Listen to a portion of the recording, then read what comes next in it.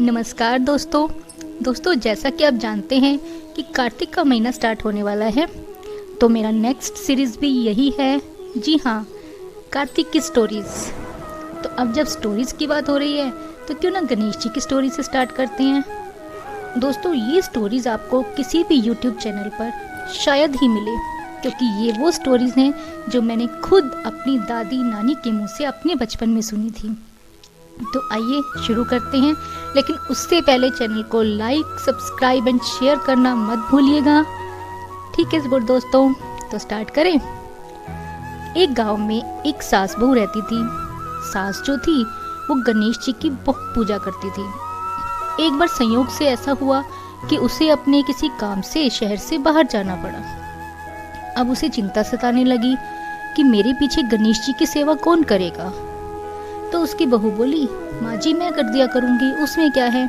सास बोली, तुझे तो कुछ आता नहीं है, तूने तो कभी पूजा पाठ नहीं की। बहू बोली, कोई बात नहीं माँ जी, आप मुझे बता दीजिए, जैसा आप कहेंगे मैं वैसा ही करूँगी। तो सास ने उसको बोला, बस कुछ ज़्यादा नहीं करना, सुबह गणेश जी को उठाना है, उन्हें स्नान करा के तिलक करना है, उसके बाद उन्हें भोग लगाना है। इसी तरह रात को भी उनको खाना खिलाना है, भोग लगाना है और उसके बाद बिस्तर बिछा करके उन्हें सुला देना है। बस इतना सा ही काम है।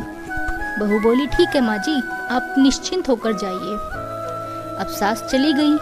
सुबह बहू उठती है, अपने बच्चों को उठाती है और गणेश जी को भी आवाज़ लगाती है, उठिए गणेश जी महाराज, सुबह हो गई। अब गणेश जी ने सोचा, ये बहू तो बहुत सीधी है, इसे कुछ अता पता नहीं है, अगर मैं नहीं उठूंगा ये भी परेशान होगी और इसकी सास भी।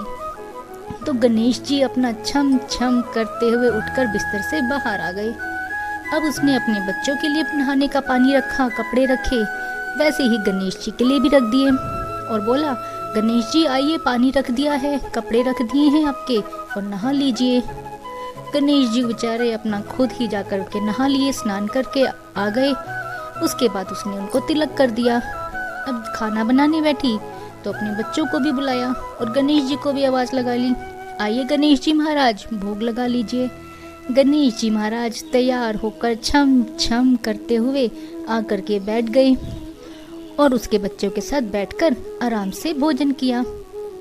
ऐसे ही जब रात हुई तो उसने फिर से उन्हें भोग लगाने के लिए आवाज़ लगाई और गणेश जी आ गए। फिर उनका बिस्तर लगाकर बोला, गणेश जी महाराज रात हो गई है, अब आप सो जाइए, आपका बिस्तर लगा दिया है।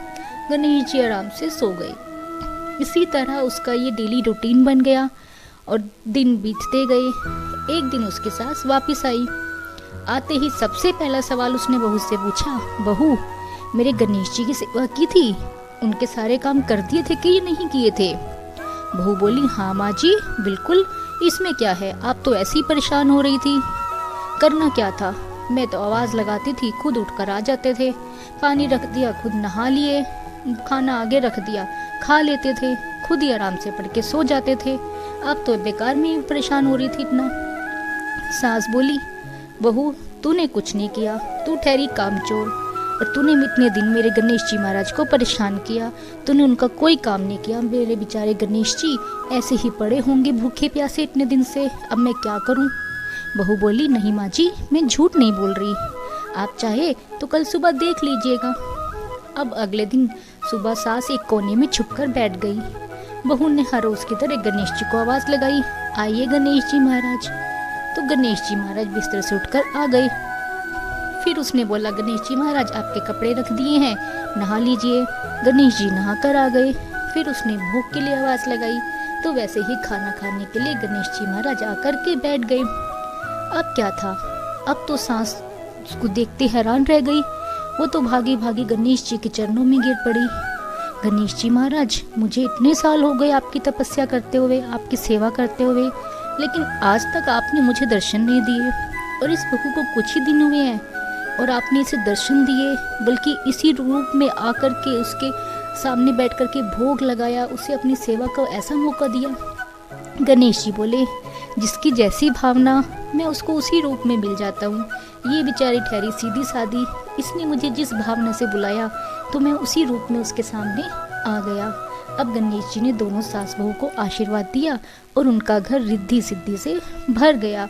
और ऐसा करके आशीर्वाद देकर गणेश जी अंतर्ध्यान हो गए। जैसी कृपा गणेश जी महाराज ने उस सास बहू पर करी, ऐसे ही हर किसी पर करें। जय गणेश जी महाराज।